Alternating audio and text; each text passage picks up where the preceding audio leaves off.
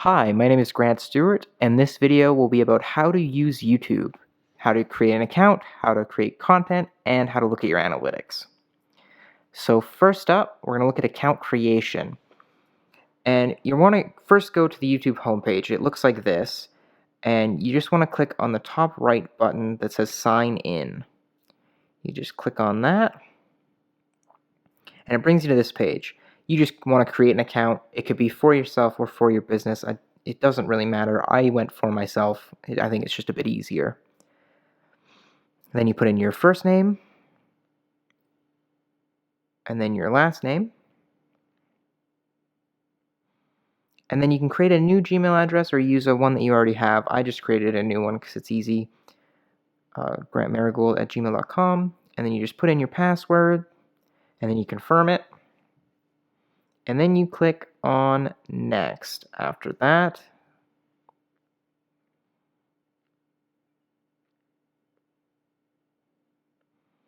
And now your phone number and recovery email are optional. The only necessary thing is for the phone number later on.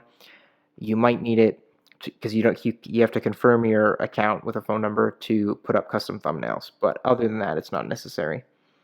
Birth date, gender, and then privacy policy and terms. You just quickly read through that, and then you click on I agree.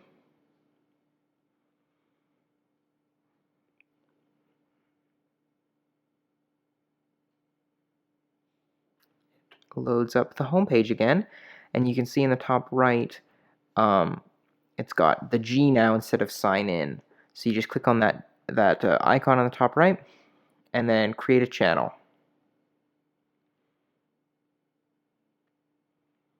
And then you click on get started. And you can use your name, or you can choose a custom name. It's completely up to you. If you use a custom name, it would be like blank public library or something like that. But you can just use your name, which I'm going to do. And then you can upload a profile picture. You can also make a channel description. So I'm just going to put books are cool, because they are. And then you put in a website. We're just going to put in the Marigold website. And then save and continue.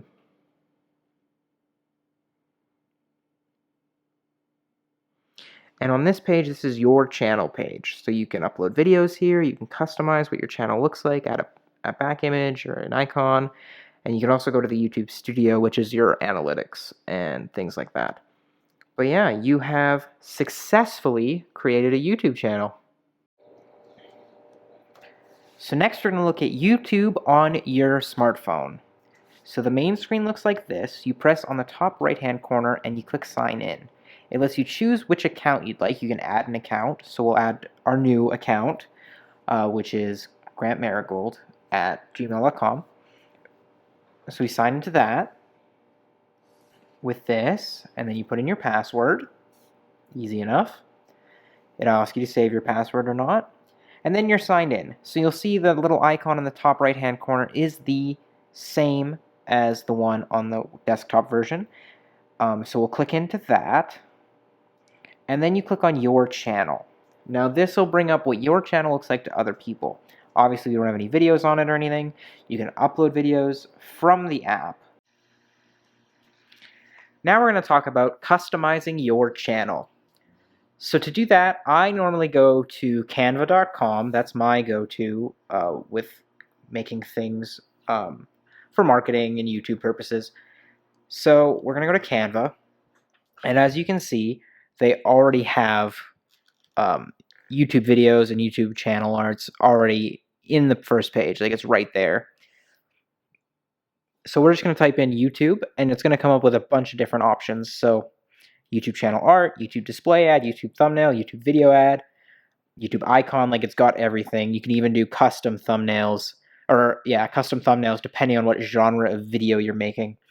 But for now, we're just going to look at the channel art. So the channel art is very important. It's the very top of your channel when you see it, when you go to your channel. So everyone's going to see it. So you can use a template, or you can do a blank one. We started with a blank one, and now we can look at the different templates that they have for us. We're going to choose this Life on the Road one. because I like the background. And the nice thing about Canva is you can move all the elements around. They're not locked into place. You just move them and change them however you'd like. So we're going to type in Grant Marigold, because that's the channel name. And we're going to add, we're going to move that up. See how easy it is? Just move it around. You can move it wherever you'd like. So now we're going to kind of go through the things on the left-hand side here. We're going to look at the photos. So the photos, you can pick any of these photos. They got the trending photos up top. The ones they show you are mostly free. Some photos are paid with Canva Pro, but I mean, there's so many that are free. Next up is elements. You can look at elements really easily. They're like stickers that you can put on the image. So you just type in you just find the different ones and you can just slap them on if you'd like. There's none really that are good for our purposes. So we're going to move on to text. So with text, you can add a heading, you can add a subheading, or you can add a body. So we're going to add a subheading, and we're going to change it to books are cool, because they are. And that's really it, like it's really easy. And then you can go to videos, you can import videos for it. Just play around with it. There's different backgrounds. Instead of the road, we could change it to a color or a different image. You can even pick different colors if you know their hexadecimal value. You can just change up everything about it. And then you can, look at all those images. There's so many different ones that'll work for whatever kind of video you're trying, like whatever kind of YouTube channel you're trying to make. You can even search them. So if you, road, and it comes up with some different ones, some different options for us, Now going to upload. So these are images that you've uploaded from your own computer. So I've got a few up there. Nothing too crazy. Some logos for some marketing stuff that we do. And then next is folders. So you can add, you can like different things and it'll put in different folders for you. And last up is more, which has like apps that are integrated with Canva. So you can, if you have Pro, you can do things with that. So yeah, this is our image. So to download it, you just press download on the top right, and it'll drop down this menu, and then you can change it, but I recommend PNGs. You just download it just like that. Preparing your design. Just takes a second to load up. Oh, and now we can close that up. So we still have our image, and then open up YouTube, keeping that download in the bottom left. And then we'll go to our channel.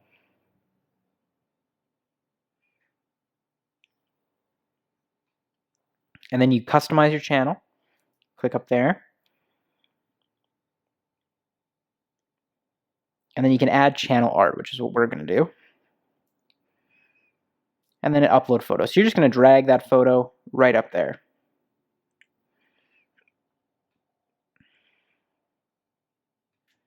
So that's what it's going to look like. So now we notice, oh, our text really isn't in that cropping. So we click on that, and oh no, none of our text is in that crop. So you can try to mess around with the crop, but it's pretty obvious that we have just set our text too high on the image. So easy mistake to make. We can look at that and quickly, in just a few, you can just see how it's like that. Then you just click cancel, and we can quickly go back to Canva and move those texts down right into the center. So then it will be in right where we want it, right in the cropped area for the YouTube channel. So that's easy enough. We moved it down. Download again. It'll pop up again at the bottom of your screen after this little loading bar. Close that up. Go back to YouTube and add channel art, and we'll try this again. So you just drag in that new image.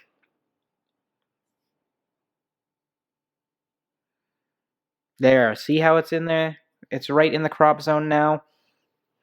And you can just add that to your art on your channel. So now your YouTube channel has a little bit of flair and it looks more like you. and what your style is. You could also do like YouTube icons, YouTube thumbnails. That would replace the little green G on my channel. So you can quickly and easily do that. Or rather just the YouTube thumbnails. You can see the different ones they've got. Like, you can use those templates. I mean, obviously we don't have any videos right now, so that makes it a little hard. So now we're going to talk about video creation. So with video creation, some tips you want to use. You want to use a lot of light. And make sure you use balanced light, because you don't want a harsh shadow on someone's face. So make it so that you've got two sources of light on each side of the subject, and then that kind of balances the shadows and makes their face just bright and easy to see. Use a clean background. You don't want clutter in your background. It's very distracting for audience members. You just, like, they'll look at whatever's on your bookshelf or stuff like that. Just keep it clean, keep it simple, and your audience will thank you for it. Try to use good audio. So this really ups the quality of your video. If you've just got a camera with like the basic built-in microphone, you're not going to get great audio from that. So what you want is you want a pair of headphones or something like that that have a microphone built in, and you can use that to get better audio. It's still not going to be amazing audio. The best audio you can get is by a dedicated microphone. But if you got these different kinds of solutions that make the audio better than just the built-in microphone. Try to be comfortable around the camera. Now this is obviously a very difficult thing, and practice makes perfect on this one. You really need to keep doing it, and then you get more and more comfortable, especially with seeing yourself and hearing your own voice. It can be very difficult to get that. And then the last thing is just edit your videos. You want to cut out your pauses and add just different music and transitions if you'd like.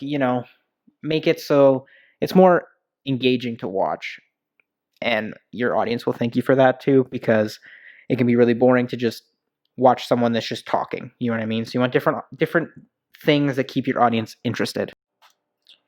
Now we're going to talk about how to upload a video. So to do this, we go back to the YouTube homepage and we click on our channel icon again and go to our YouTube channel. Wait for that to load up. And then you can upload from right there, right on your channel page. You click upload video. So now I have a video that is a stock video that I found on Pixabay. If you need stock images, Pixabay is a great resource for that. Or stock videos even, which is what I grabbed. So we'll get to this page, which is in the YouTube studio. And we just click out of that. We don't need to learn more about it right now. And then you can just click on select files. So now with your own camera, if you're recording something, you would import your memory card with the video into your computer. So when you do this, you click select files and it would bring up your files, and then you'd be able to find your video file throughout there. So I found my hand washing video that I found. So we're going to use that. And then in the description, you can put a title, which I called hand washing, which is apt. And then the description will be books are cool yet again, because I mean they are.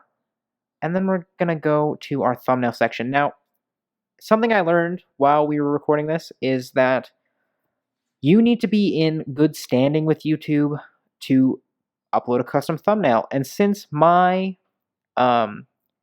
channel is brand new, I was unable to make a custom thumbnail for this video. So I tried. It didn't work. But if you upload a few videos and get, a bit comfortable with YouTube, then YouTube will allow you to do custom thumbnails. I don't think it takes too much to be able to do that. It's just because I haven't uploaded anything. I haven't verified my phone number. So, I mean, there's nothing we could have done with that. So they allow you to pick 3 from the video. So I'm just going to pick the one that looks the most like hand washing. I think the third one looks the most like hand washing. And you can put it in a playlist if you want right off the bat. I don't have any playlists, so we won't do that yet. And then, is it made for kids? I mean, no, not specifically. It's not made for kids, so we'll leave it at that. And then you can age restrict. We're not going to age restrict because it's a hand washing video. But if you have like cursing or things like that in your video, you might want to age restrict it. So then, what that is good. So we click next. It'll let me click next. There we go. Add cards. So this is like an end card or a like a annotation in the video. You click onto it, you can add different cards to the end or things like that. You can edit a little bit of your video in YouTube itself. For our purposes, we don't need to do too much. You can add a channel card or video playlist card. The poll ones are leaving, so we really don't need to do that for our purposes. This is mostly just shout out, like, this person helped me make this video, go subscribe to them, things like that. But for our purposes, it's unnecessary. So we go back to our YouTube video upload. And so we don't need to do that. So we're just going to click on next.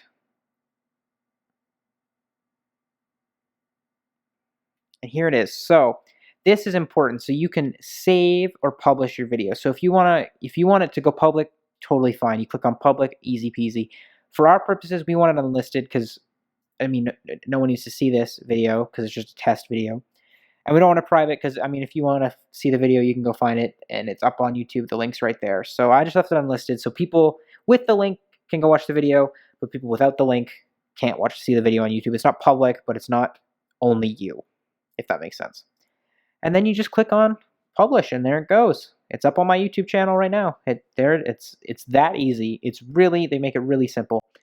Next, we're going on to YouTube Analytics. So now YouTube Analytics is slightly different in that my new channel didn't have any. So I went to our Marigold Library System YouTube channel, and I checked out their analytics so that they would actually have some. So we go in here, you can see like your latest video performance, the news about your video, your channel analytics, how many subscribers you've gained. We can go to specific videos and see like if they're public, what date they went up, how many views they have, likes versus dislike bar, like if people like the ratio and how many. So it's really cool to look at. It's quite interesting, and it gives you some insight on what videos are popular. So if you do like a craft video and that video is super popular, then maybe you want to do more craft videos or change your channel to focus on that kind of things. So these are our different playlists. So you can create your own playlists from your channel, but there's just some of the playlists we have just to show you what it looks like through the back end. Looking at the analytics, this will tell you our overview. So our views are up. We've got 1,000 views in the last 28 days. So you can look at that, and it'll show you like the real-time subscribers and stuff like that. Very interesting. It gives you little graphs to like look at, oh, we didn't do so well this day, but the next day we went up a bit. Just gives you a bit of insight into what the people are watching and why they're watching your videos. And then it down below, it tells you this was your #1 video in your last 30 days, 28 days. So it'll tell you like these are your top 5. This is the order, however many views they got. Then you can go to how many subscribers you gained and when you gained them.